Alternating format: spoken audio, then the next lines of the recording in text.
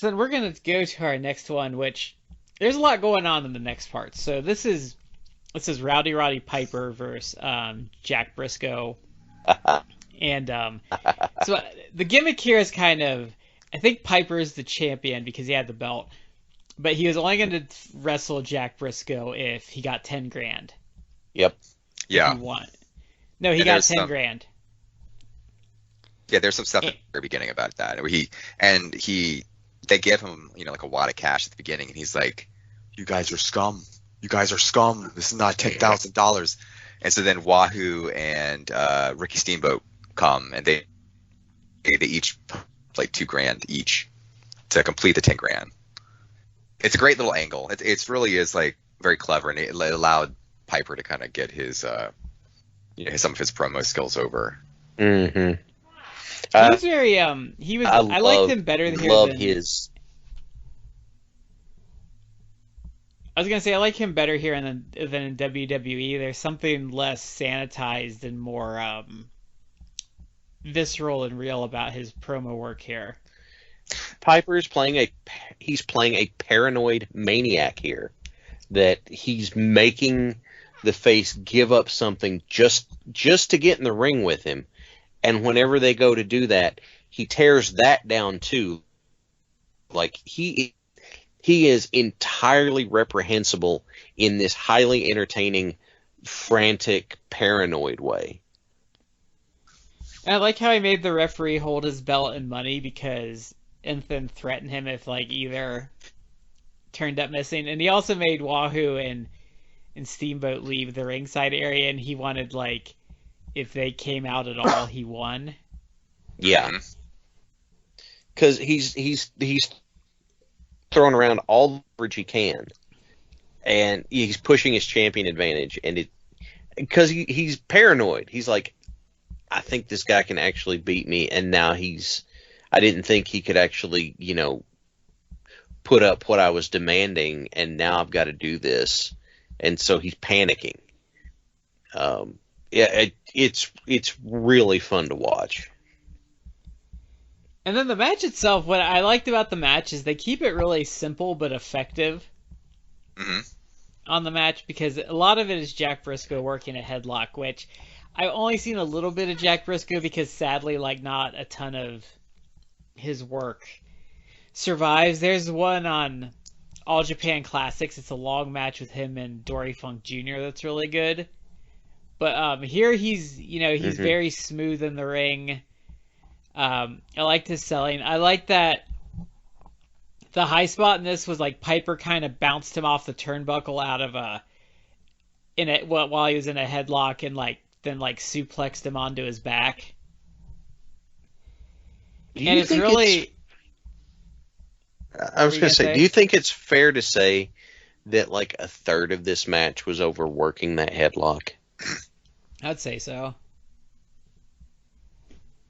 Or this match, there's not a lot to this match. I actually liked it a lot, but there wasn't a lot to it. If you want something flashy, this isn't it, because it really is a third of this match is Brisco working a headlock.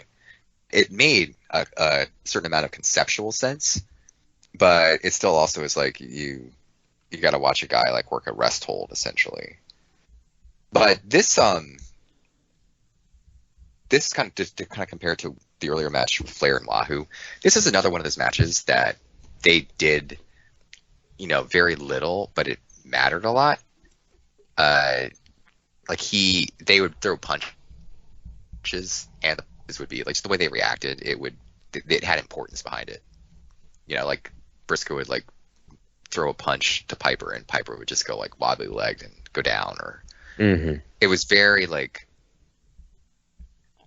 it's very different than kind of some of the modern day stuff where it's guys trade punches and it's nothing. They don't even sell it half the time, but everything was done with really a lot of importance. Yeah. There was nothing in this that throwaway or filler. And when I say they spent a third of the match working a headlock, I don't mean it's he had a headlock on, he would crank on. They're seriously working a story around Piper just trying to get out of this headlock, and how much it's taking out of him. That's a great point, because it was the headlock, and it was just one of the most simple moves in terms of wrestling. People are like, oh, a headlock, but they told a story around it. Like they made it that he's cranking on it. Piper's like struggling to get out of it. It had more of an actual realistic feel. Like this is something that this guy has to get out of, where he may have to actually submit. And they made it seem like, not to make it like MMA because it's not MMA, but think of it like you have to think in those terms, like because you're trying to suspend disbelief. This is actual real athletic competition, a combat sport. So they're working a headlock like this is an MMA hold. Like he's got him in an MMA hold, and Piper is just struggling by trying to fight and get his way out of it. Mm-hmm. And so that's why I said it made conceptual sense. Like there was legit psychology that they were putting into it. Did you ever wrestle when you were a teenager with your buddies, and you got that one you can slap the headlock on and hold it, and you can't get out of it? Yeah. Like that's what happened here. And most guys that I know of, and I'm not including, like know what it's like trying to work your way out of something like it's rough and it hurts and it sucks. And so it was easy to identify with, and people are just thrilled that he's got this locked on Piper and Piper can't get out of it. Just grinding him down. It's I know it's just a headlock, right? Like heck, Foley used just doing headlocks to troll ECW crowds, which cracks me the hell up. But like them doing it that way was clever. Like it especially worked for the time. Nowadays, I don't know. Like maybe some people could pull it off, but wrestling's changed a little bit. So I don't know if you could pull the same thing, but it really works. The problem here. now is guys think that the version of this is doing like worked MMA in the ring, which always looks like garbage because people know what like actual MMA looks like. Mm-hmm. Well, and people that haven't done it don't know how to sell it. Yeah, that too. Like if you've never done grappling or anything like that, you don't know how to sell what they're going for. So, I don't know that. To go back to that though, when we watched, that's been a while now, the Timothy Thatcher Lowkey match from MLW had shades of this though, because that was a lot of Thatcher working Key's leg and keeping him on the ground. And that worked in that context. Like, but I mean, there was some high spots thrown in there, but like it was a fairly grounded match. Yeah. That he's doing recognizable pro wrestling holds, so it worked. But there are so many people, you slap on it. They think that. It's like, oh, we're gonna work around this thing. I'm gonna slap on a rear chin lock, and we're gonna stay on the mat, and it's gonna get heat because people are gonna get mad. Like, no, they're getting bored. Yeah, they didn't do that in this match. They were moving around a lot. The problem I think too now though is like guys don't get it sometimes. Like they would slap that chin lock in and they'd stay there forever, and like their idea of working the hold would be like moving their arm around a bit, like they'd pull like a Randy Orton, whereas like with this, like they reset every now and then. Like it was kind of like Mike Quackenbush and Eddie Kingston, where Quack was smart enough to change the visual every so often. Yeah, like just doing variations of the same hold kind of thing. Yeah. And I think that plays a big difference. But I also think like they're doing a good job with this too. The way they're doing the headlock spot. Yeah. Is they were building this very well, that Jack Brisco obviously had Piper's number. Mm-hmm. And obviously had one over on him. But, this is also where, like, the World Championship meaning something, because, Jack Brisco is a former world champion, and, he's, like, won all this stuff in, like, Mid-Atlantic. So he had all this history on his side to, like, put this, like, young punk in his place. Mm-hmm. And they also did a good job. I also think why the way they built this is important is because you need Jack Brisco to obviously be superior for the ending to like actually have impactful meaning and to keep the crowd going, because this is where the WWE goes wrong a lot of times, is when they do a fuck finish, they don't remember to make the face look better in the process. It's the heel wins, and it's not like the heel cheats and then wins. The heel doesn't cheat and then barely get by. Yeah. Let me.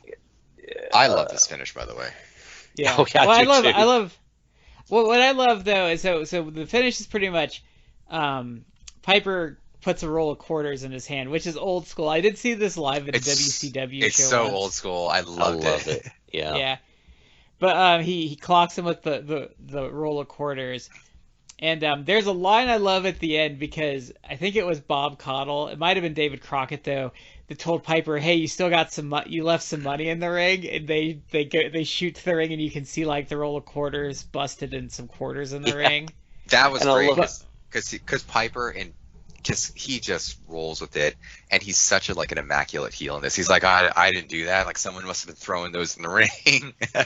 I don't know where that came from. A fan must have thrown it in the ring. I don't know where it came from. But I love Piper. Like, he's like laying against the wall, like gasping for air, and he's got like the belt in his lap and like this pile of money. He's like, I'm the champion and I got the money. Yeah. Oh, and he's such a dick about it. Oh yeah. Oh, he is. Such a dick. He's so good in this. That's why I actually really like this. He's such a good heel in this. Yeah. He's such a douche. Yeah. It's so much fun to watch. And I loved his plaid trunks when he wrestled back in this era. Oh yeah. Okay, I'm gonna admit something about Piper. I love Piper.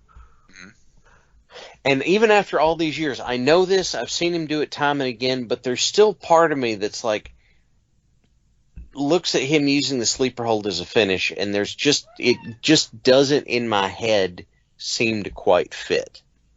For someone as frantic and high energy as Piper was, using the sleeper hold, and I guess it's just legacy from earlier in his career or something, but it's just kind of like, it both fits and doesn't, and I'm like, it's so hard for me to put this together. I think though, someone like Piper and his character would want to put you to sleep though. It's about superiority, but I don't know. It's